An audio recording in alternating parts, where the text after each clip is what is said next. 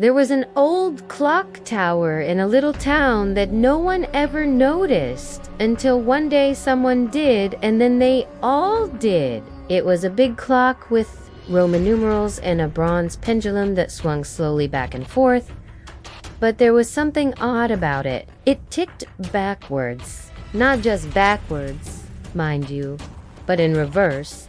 It counted from 12 to 1, then from 1 to 2, then from 2 to 3, and so on. The hands were always moving forwards, never backwards.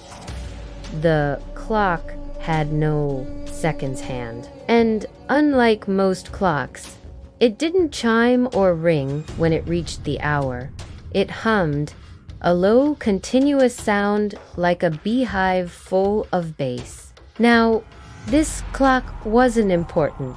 Not at first, anyway. It hadn't been important for many years. No one knew why it was there or who put it up or when. In fact, no one knew much about anything in this town because they were more interested in other places, other things. They didn't pay attention to their lives, to the details. But when the clock started to gain attention, people started to pay attention to the clock and to themselves, or at least to the questions that it raised. Why was the clock ticking backwards? What was the point? What was the mechanism? Questions like these are generally unanswerable. Sometimes they can be answered if you happen to ask the right person, or if you find the right book or the right website. But what if there isn't an answer? What if no one knows? What then? Well, then you have to find the answer yourself. The clock was on the tower at the end of High Street, the street where the butcher shop was, next to the butcher shop, above it, in fact. So it was hard to miss, but people did. They walked past every day and didn't notice. Then one day, someone did. Now, I don't know who that someone was. Maybe it was Harry Street. He walked past the clock every morning on his way to work at the Gasworks. Maybe it was Agnes Button, who worked at the post office down the road. Or maybe it was Mr. Bent, the retired haberdasher who walked everywhere. Whoever it was, they stopped and stared at the clock and wondered, why is it ticking backwards? Was it broken? Had it always been like that? How long had it been there? Why hadn't anyone noticed before? This person stood there a long time thinking these sorts of thoughts. And while they were standing there thinking these sorts of thoughts, something happened. Something peculiar. Something not quite normal. The world shifted. This isn't the sort of thing that can be explained. Not easily anyway. It's the sort of thing that happens and you either believe it or you don't. Our world shifted ever so slightly, and our backwards clock became our forwards clock, counting from 12 to 1, and then 2, 2, and 3, and so on. Just like all the other clocks. Now, this wasn't really a problem. People could deal with this. They could live with it. It just seemed strange after all those years of the clock ticking backwards. We're used to things being a certain way, and when they change, even if it's for the better, we still want to know why. We still want explanations. We don't like unexplained changes. The butcher saw the change, stopped and stared, and then he shrugged and went about his business. The retired haberdasher noticed it too, stroked his beard and smiled, and then he shuffled off down the road. But Agnes Button couldn't carry on as before. She couldn't just shrug and smile and shuffle off. No, she had to know why. Why had the clock changed? Why had the world shifted? Now, Agnes Button was a curious person. She liked solving jigsaw puzzles and crosswords.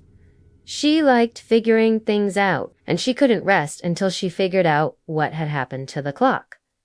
So she did what any reasonable person would do. She spoke to the people in the town. The people would live there longer than anyone else, the oldest people in the town, and they told her They didn't know anything about the clock. They'd always known it to be ticking backwards. They'd always known it to be counting from 12 to 1. They'd always known it to be there. Agnes wasn't satisfied with this, so she went to see the mayor, but the mayor didn't know anything either. He said that the clock was part of the town's history, but he didn't know anything about that history. He said that if Agnes wanted to find out about the clock, she should speak to the caretaker of the tower. The caretaker of the tower was an old man called Albert. He'd been looking after the tower for years. And when Agnes asked him about the clock, he told her that he couldn't help her. He said that he knew nothing about the clock. All he knew was that it was part of the tower, part of the building that he looked after. Now, this annoyed Agnes. She felt that Albert was deliberately being unhelpful. She felt that he was hiding something, so she decided to sneak into the tower and find out what he was hiding. She snuck into the tower late at night when Albert had gone home. She crept up the stairs to the clock and tried the door. It was locked, but Agnes knew a trick or two. She found an old window, unhooked it, and climbed through. Now, inside the clock tower, among the dusty cogs and wheels and chains, sat another clock. It was smaller than the big clock, but it was similar. The same style, the same Roman numerals. This clock was ticking forwards, counting from 1 to 2 and 3. It chimed once every hour, a clear, ringing sound, and on its face, instead of Roman numerals, were the letters A to M, like on a typewriter, like on an old computer. And then it hit her. The clock that was counting backwards was counting forwards. It was just that its hands were moving backwards. It was a clever disguise. Someone had turned the clock around so that it looked like it was counting backwards. But how? Why? Who? And more importantly, how could Agnes turn it back again? She spent a long time examining the clock, running her fingers over its cold, smooth face, looking for clues, for answers. But all it gave her was a headache. In the end, she gave up. She went back through the window and climbed down the ladder. As she made her way home, she wondered whether she should tell anyone, whether she should reveal the truth about the clock. But what would be the point? Would anyone care? Did it make any difference? In the end, she decided not to say anything. She decided to keep the clock's secret. The next morning, she went to the butcher shop and bought some sausages. She took them home, put them in the fridge, and waited for dinner. Later that day, the clock struck 12. Its hands moved from 12 to 1, and then 2, 2, and 3, and so on.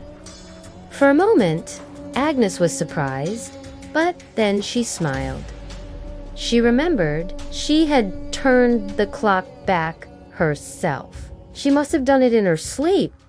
She must have turned it back in a dream. She didn't remember doing it, but clearly she had. Later that week, she went back to the clock tower. She wanted to check to see if the clock was still right, to see if it was still counting forwards. She didn't want it to be counting backwards again. She climbed up the tower and peered through the dusty window.